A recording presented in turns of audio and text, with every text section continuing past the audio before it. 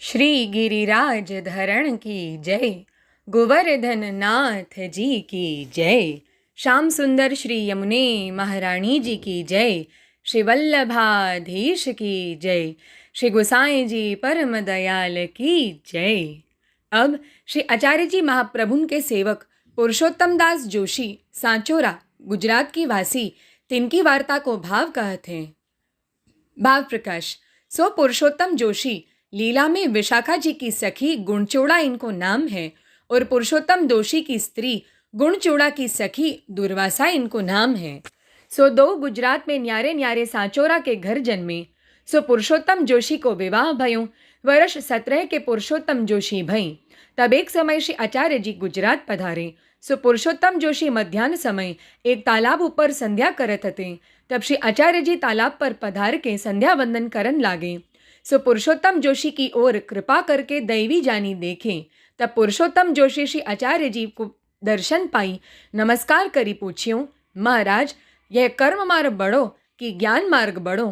तब श्री आचार्य जी कहें, जाके मन में दृढ़ जो मार्ग आवे, जामे जाको विश्वास होए, वाके भाई तो वह मार्ग बढ़ो, और बढ़ो तो भक्ति मार्ग है, जामे जीव कृतार्थ होई, और ज्ञान मार्ग कर्म मार्ग सो कृतार्थ कठिनता सो होई। सो काहू सो निर्वाह होए नाही, काहे ते कष्ट साध्य है। सो या काल में शरीर के कष्ट करियो न जाई, जो कहू शरीर को कष्ट सहे तो मन ठिकाने न रहे। ताते भक्ति मार्गी जीव कृतार्थ होई, और आश्रय को नाही। तब पुरुषोत्तम जोशी ने कही, जो महाराज भक्ति को स्वरूप कहा, कृपा करके कहिए। तब श्री आचार्य जी कहें, भक्ति को स्वरूप वर्णन करिए तो वाको पार आवे नाही, परंतु कछुक तो को कहत हो। तब भक्ति वर्धिनी ग्रंथ करी 11 श्लोक पुरुषोत्तम जोशी को सुनाई। सो यह उत्तम अधिकारी है। ताते सगरो बोध भय गयो। तब श्री आचार्य जी को दंडोत करी विनती किए, महाराज इतने दिन हम कर्म मार्ग में पची मरे, परंतु कछु हाथ आयो नहीं, वृथा जन्म गुमाई दीनो। अब आप हमको शरण लीजिए, आज्ञा करो सो हम करें।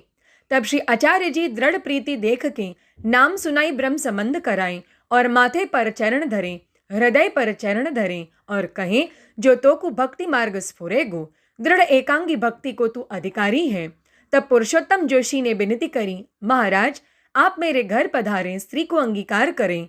तब श्री आचार्य जी पुरुषोत्तम जोशी के घर पधारी, स्त्री को नाम निवेदन कराए, पाछे आज्ञा दिए, जो तुम भगवत सेवा करो।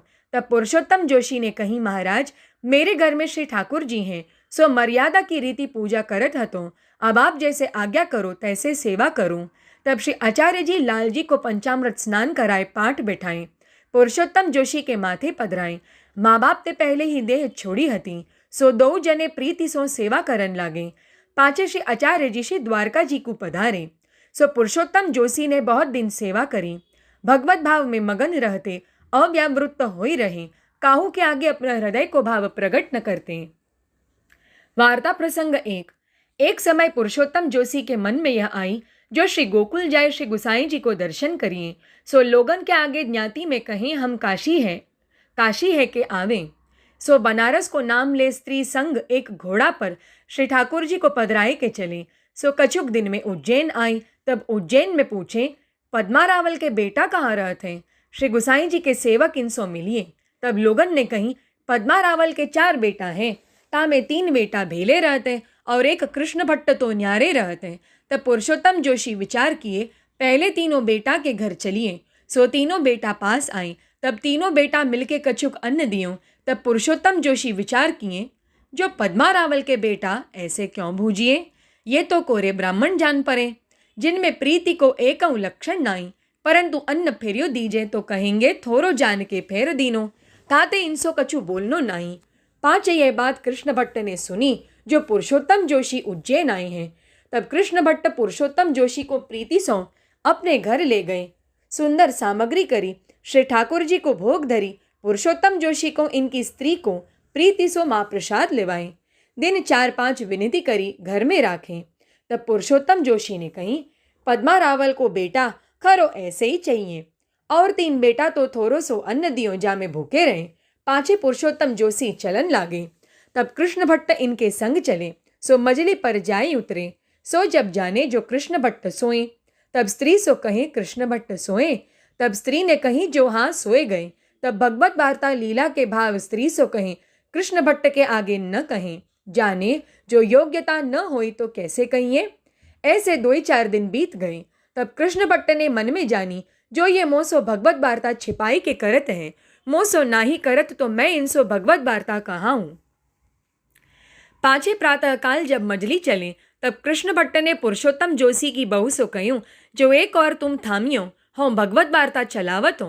तब पुरुषोत्तम जोशी की बहू घोड़ा के पास आई। कृष्ण भट्ट सो कह्यूं जो भलो। पाछे एक और कृष्ण भट्ट पकड़ी के ऐसी भगवत वार्ता करी जो पुरुषोत्तम जोशी को देहानुसंधान रह्यो नाही। रस में मगन बह गई।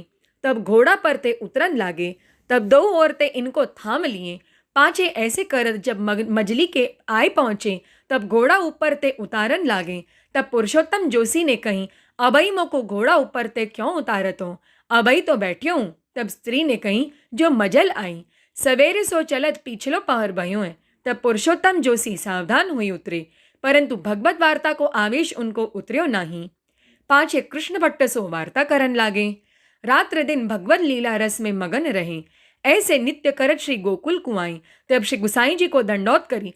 पुरुषोत्तम जोशी ने कही जो महाराज कृष्ण भट्ट पर ऐसी कृपा काहे ते भई। तब श्री गुसाई जी श्रीमुख सो कहे जो कृष्ण भट्ट को चाचा हरिवंश को संग है ताते इन पर ऐसी कृपा भई। तब पुरुषोत्तम जोशी को संदेह निवृत्त भयो। तब ते मन में खोल के भगवत वार्ता करन लागे। पाछे कछुक दिन श्री गोकुल रही के श्री गुसाई जी सो विदा हुई। कृष्ण भट्ट के संग पुरुषोत्तम जोशी स्त्री सहित चले। सो भगवत वार्ता करत कछुक दिन में उज्जैन आए। सो कृष्ण भट्ट ने प्रीति सौ 4 दिन इनको घर में राखे। भगवत वार्ता करी बहुत प्रसन्न भई। पाछे पुरुषोत्तम जोशी कृष्ण भट्ट सो विदा हुई गुजरात अपने घर को आए। भगवत सेवा करते और भगवत वार्ता करते। लौकिक जानते कछु नाही। ऐसे भगवदीय पुरुषोत्तम जोशी स्त्री सहित हैं। इनकी वार्ता कहाँ तई कहिए। भाव प्रकाश इनकी वार्ता में यह सिद्धांत भयो जो पात्र बिना भगवत वार्ता करनी नहीं। श्री वल्लभाधीश की जय।